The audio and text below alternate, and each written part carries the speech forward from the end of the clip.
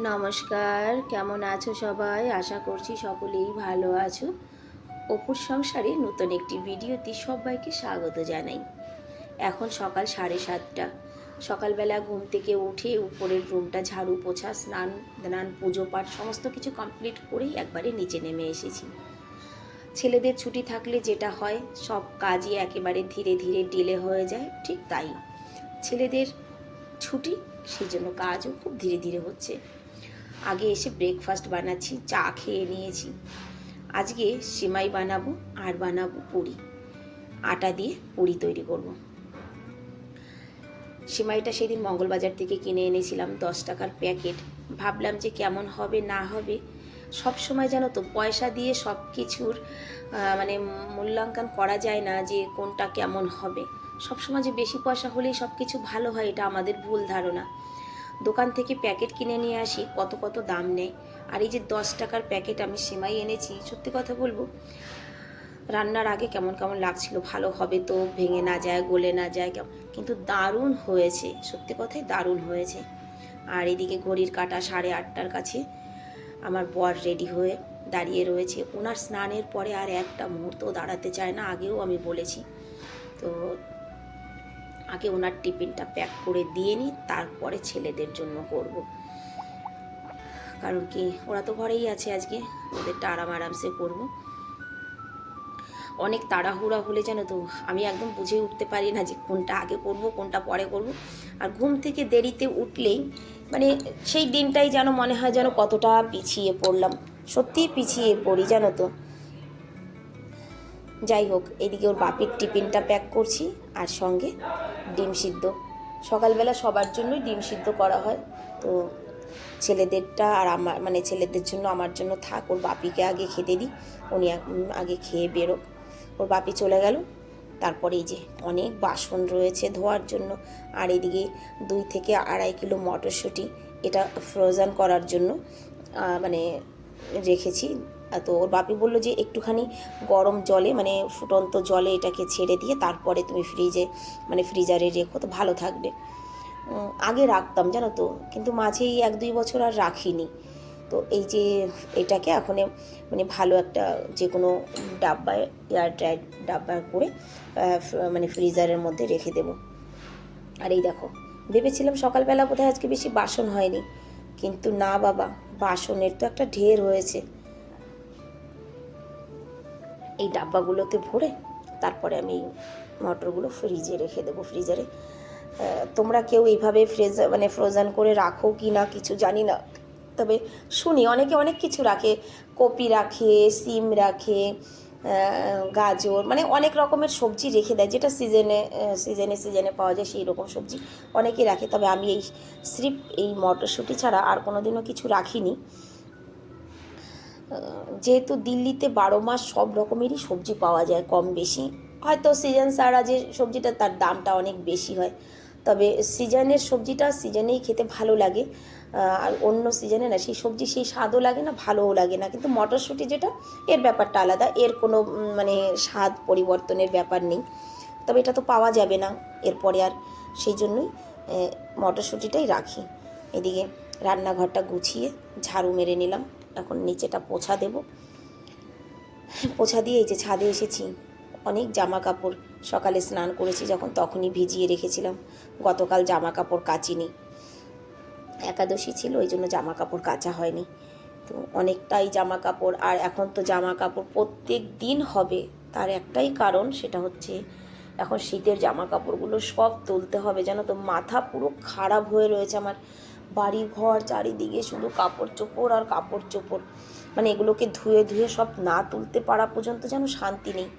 কিন্তু তুলবো যে কোথায় তুলবো, সেও একটা প্রশ্ন। রাখার জায়গা নেই ঘরে, এত জামা কাপড় হয়েছে বাড়িতে।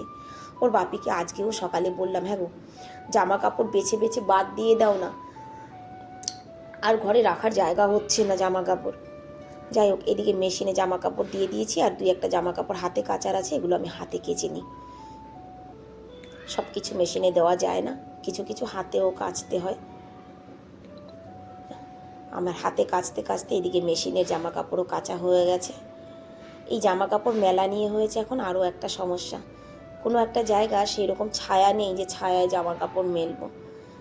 আর এত রোদের তেজ হয়েছে এই সময় যে জামা কাপড় সারাদিন রোদে দিয়েও রাখা যায় না। ঠিক দুপুরটার সময় আবার জামা কাপড় তুলতে আসতে হয়। আর এই ভয়ঙ্কর রোদের মধ্যে কি ইচ্ছে করে বলো তো ছাদে আসতে?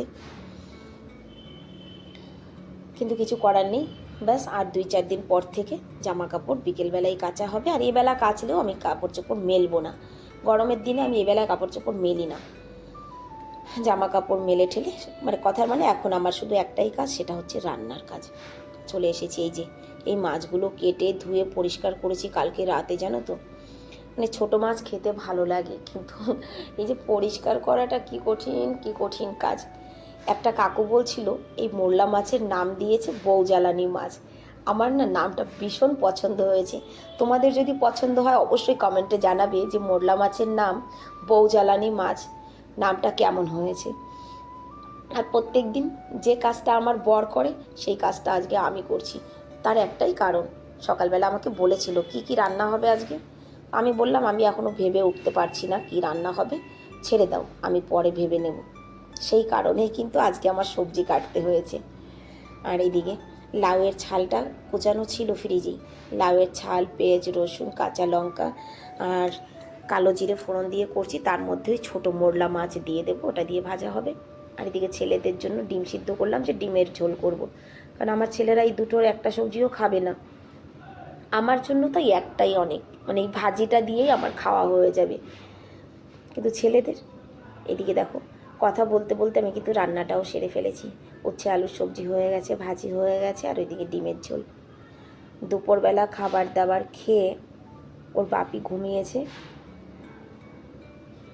সেই সময় আমি এলাম নিচের রুমে কাজ করতে।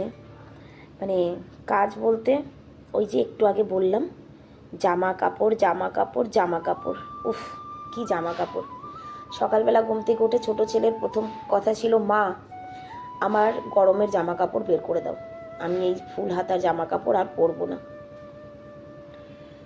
এই যে আগে ছোটো ছেলেরটা, আজকে এক কাজ করব, ছোটো ছেলের গরমের জামা কাপড়গুলো এই যে বের করছি, আর এই ব্যাগটার মধ্যেই আবার ওর শীতের জামা কাপড়গুলো ভরে রাখবো। জানো তো প্রত্যেকটা সিজনেই কিন্তু এই সময় জামা কাপড় আমার ঘর থেকে আমি রিজেক্ট করি। তা না হলে না রাখার জায়গা তো হবে না, সে তো একটা আছেই। প্লাস জামা কাপড় যদি কাউকে দিতেই হয় তবে অতটুকু ভালো থাকতে দাও যতটুকু সে যেন একটু মন ভরে পরতে পারে। আমি সেই কারণেই কিন্তু সময় থাকতে জামা কাপড় বের করে দিই, যাতে কিনা সেও একটা বছর অন্তত পরতে পারে। প্রত্যেক বছরই প্রত্যেক সিজনে পুরো বছর বললে ভুল হবে আমার, প্রত্যেকটা সিজনেই আমি এইভাবে জামা কাপড় বের করে দিই, যে বেছে বেছে ছোটো ছেলের শীতের জামা কাপড়গুলো তুলছি। আর তার মধ্যে যেগুলো মনে হচ্ছে যে ছেলের একটু ছোট হয়ে গেছে বা এটা আর দেবো না পড়তে, সেই জামা কাপড়গুলো আমি আলাদা করে কিন্তু রেখে দেবো। একটা ব্যাগ তো বোঝাই করেছি এই ছেটে রাখা জামা কাপড়, আরও কমসে কম 2 ব্যাগ হবে। সবারগুলো যখন বের করা হবে তখন। আজ শুধু ছোট ছেলেরটা করছি, আর সঙ্গে ওর বাপির কিছু জামা কাপড় একটা একটা করে ধুয়ে দিয়ে গুছিয়েছি। ওনার কিছু জামা কাপড় একত্রিত করা হয়েছে। আমার এই কাজগুলো করতে না সত্যি কথা বলবো এত কষ্ট হয়, এত কষ্ট বলতে দেখো শরীরের কষ্ট নয়, হয় না কোনো কাজ পছন্দ না, তো ঠিক সেই যে এই কাজটা আমারও পছন্দ না। আমার মনে হয় যার যারটা শেষে করে নিলেই ভালো হয়, কিন্তু সেটা তো আর হবে না। এই যে এই অ্যাটাচির মধ্যে ওর বাপির কিছু জামা কাপড় গরমেরগুলো আছে, সেগুলো যে ফেললাম বাইরে, আর এই যে শীতেরগুলো দেখো। আর এই বড় ছেলের বিছানাটা, পিলো কাভারটা কালকের থেকে এনে রেখেছি। বাবু পিলো কাভারটা একটু লাগিয়ে নে। সে আর কি পিলো কাভার লাগাবে, জানে যে মা ঠিকই করে দেবে। ছেলেরা এই মুহূর্তে ঘরে নেই, আমার 2 ছেলের 1 ছেলেও। তো ভাবলাম যাই হোক, জামা কাপড়গুলো যখন গুছিয়েছি ওর বিছানাটাও একটু গুছিয়ে রাখি। জামা কাপড় গুছিয়ে এই যে ব্যাগটাকে এখন আবার তুলে রাখবো। কোথায় রাখবো সেও একটা সময়। আমার বেডের মধ্যে 2টো বেডই পুরো ফুল হয়ে আছে জানো তো। আমি এই ব্যাগটা এই উপরে তুলে রাখবো, আর এই যে বিছানাপত্র সব গুছিয়ে নিয়েছি। ইতিমধ্যে বাইরে থেকে ডাক পড়েছে, বড় মা কি হয়েছে, তাড়াতাড়ি বাইরে আসো। কেন, আসো না। সে কিন্তু চিৎকার করেই যাচ্ছে বড় মা করে। আমি ভাবলাম যে কি হয়েছে কে জানে, বড় মা করে চিৎকার করছে। আমি বললাম দাঁড়া, আমার এখনো কাজ গোছানো হয়নি, আমি একটু কাজটা গুছিয়ে নিই তারপরে আসছি। না না, তুমি আগে আসো। ওর চিৎকার চেঁচামেচি শুনে আমি ভাবলাম যে কাজ থাক, পরে গোছাবো, যাই আগে। ও মা, বাইরে এসে দেখি আমাদের এই খালি প্লটে একটা বাচ্চা হয়েছে, একটা গাই বাচ্চা দিয়েছে। এই প্লটটায় অনেকবারই এসে গরু গাই বাচ্চা দিয়েছে, এই প্রথম নয়, এর আগেও অনেকবার। এখন কিন্তু সন্ধে দেওয়ার টাইম হয়ে গেছে, এদিকে সন্ধে হয়ে গেছে, সন্ধে দিতে যাব। ওর বাপিও চলে গেছে কিন্তু বিকেলবেলা টিফিন নিয়ে, সেগুলো আর তোমাদের সঙ্গে শেয়ার করিনি। কিন্তু এই যে গায়ের বাচ্চাটা দেখে এখানেই দাঁড়িয়ে রয়েছে, ও কখন উঠবে কখন দাঁড়াবে।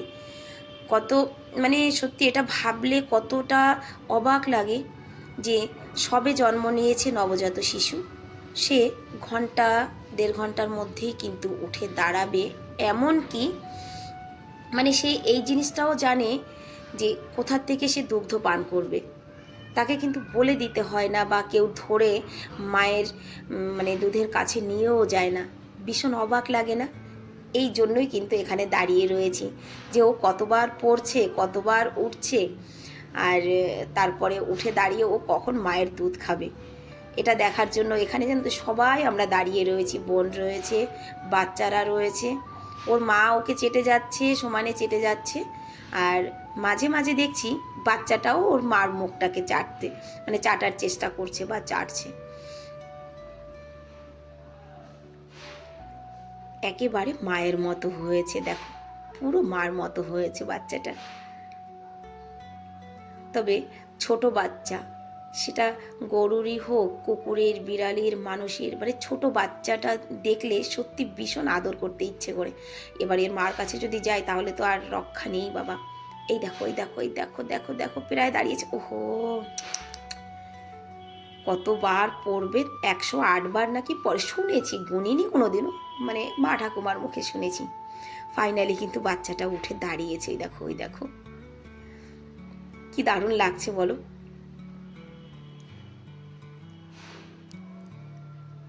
বাচ্চারাও ভীষণ খুশি হচ্ছে, দেখো মা দাঁড়িয়েছে, দেখো মা দাঁড়িয়েছে, বাচ্চাটা দাঁড়িয়েছে। এখানেই প্রায় 1.5 ঘন্টা দাঁড়িয়ে রয়েছে। ওলে বাবারে, ওহো, আবার পড়ে গেল। আদর করতে ইচ্ছে করছে, কিন্তু ওকে আদর করতে গেলে তো ওর মা মেরে ফেলবে আমাকে। দেখো তারপরে উঠে কিন্তু ঠিক দুধ খাওয়া শুরু করে দিয়েছে।